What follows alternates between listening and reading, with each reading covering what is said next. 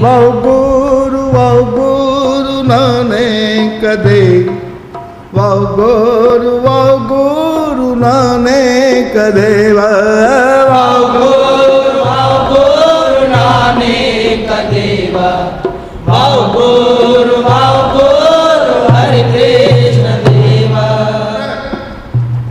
यात्रा करते करते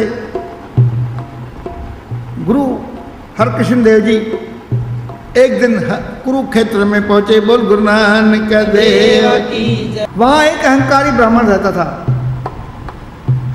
जो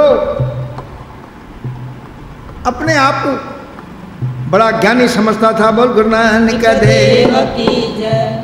आए गए से वार्तालाप करता रहता था, ज्ञान चर्चा, कितनी ज्ञान तुम में है उसको टटोलता था। और जब वह देखता था उससे नहीं पहुंचा तो उससे आन मनवाता था। बोल गुरु नानक देव तो श्रेष्ठ ज्ञानी है, उसका नाम था लाल जी। लाल जी जब गुरु हरकृष्ण देव जी उस गांव में पहुंचे कुरुक्षेत्र में, तो इस ब्राह्मण को पता पड़ा यहाँ पर कोई भाई संत महात्मा हैं, आए हैं। अच्छा अच्छा अच्छा। गुरु जी के किसी सिख से पूछा क्या नाम है इसका, कहाँ रहता है, किधर जा रहा है, क्या ज्ञान है। बोल गुरु नानक देव की। सिख ने बताया यह श्री गुरु नानक देव जी के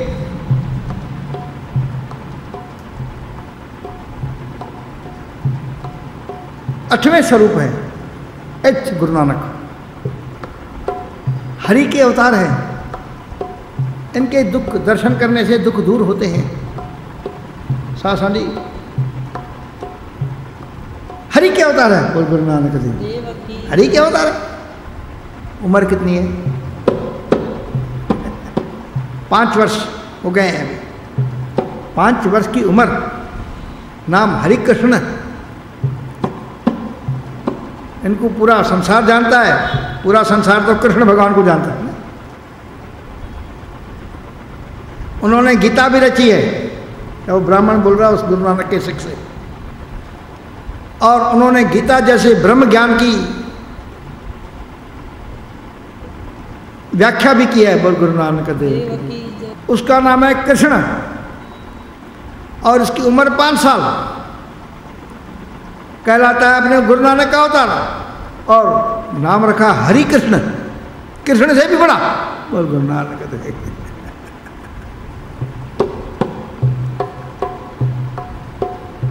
उसे तो गीता के श्लोकों का अर्थ भी नहीं आता होगा। बोल गुरु नानक देव। वो उस सिख से बात कर रहा है। उसे कहो कि जाकर के मुझे गीता का अर्थ बताए, मैं जो श्लोक पूछूंगा उसके अर्थ समझाए, नहीं तो इनका नाम झूठा है। हरि कृष्ण। बोल गुरु नानक देव की। सासवानी सिख ने कहा गुरु हरकृष्ण जी सर्व समर्थ हैं, वो तुम्हारे सब अर्थों को समझा देंगे, जो पूछोगे उसका तुम्हें सही जवाब देंगे। ले चलो मुझे उसके पास जाना है, देखना है। यह बात सुनकर सिख उस ब्राह्मण को गुरु हरकृष्ण जी के पास लेके गया। गुरु हरकृष्ण देव जी ने मुस्कुरा कर कहा पंडित जी क्या पूछना है, जो मन में है सही बता दो, अभी बता दो, अभी पूछ लो। अभिमानी पंडित ने कहा श्री कृष्ण जी परमात्मा के अवतार हैं, उन्होंने ब्रह्म ज्ञान रूपी गीता बनाई है, जिसका अर्थ कभी कभी मैं भी भटकता हूँ। बोलना मैं भी समझ नहीं सकता। आपका बड़ा नाम है हरि कृष्ण, मुझे आप गीता के श्लोक के अर्थ बताइए। मुस्कुरा करके गुरुजी ने कहा ब्राह्मण जी, मेरे बताने से आपकी शंका दूर नहीं हुई। क्यों? तुम्हें यह शंका आ जाएगी कि अमीर लोग ट्यूशन लेते हैं, इन्होंने अर्थ समझ लिया है, बोल गुरु नानक देव की जय। वे पढ़ करके लिख करके या सुन करके विद्वान बन जाते हैं, बोल गुरु नानक देव की जय। अतः तुम जाकर कोई अनपढ़ महामूर्ख को अपने साथ ले आओ,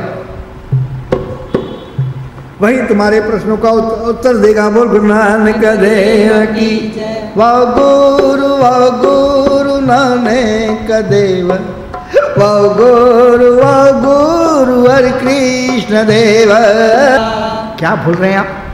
अनपढ़ महामूर्ख गंवार को अपने साथ में लाऊं, वो मुझे संस्कृत में जवाब देगा? गुरु हरकृष्ण देव जी मुस्कुरा दिए। आप लाओ तो सही, हाथ कंगन को आरसी के अब लाओ, देखो संगत सुन रही है, आजू बाजू के लोग भी जमा हो गए, बोल गुरु नानक देव। क्योंकि ऐसे समय में लोग जमा हो जाते हैं, बोल गुरु नानक देव। ब्राह्मण शहर में गया और एक पानी भरने वाले छज्जू जीवर, उसका नाम था छज्जू जीवर,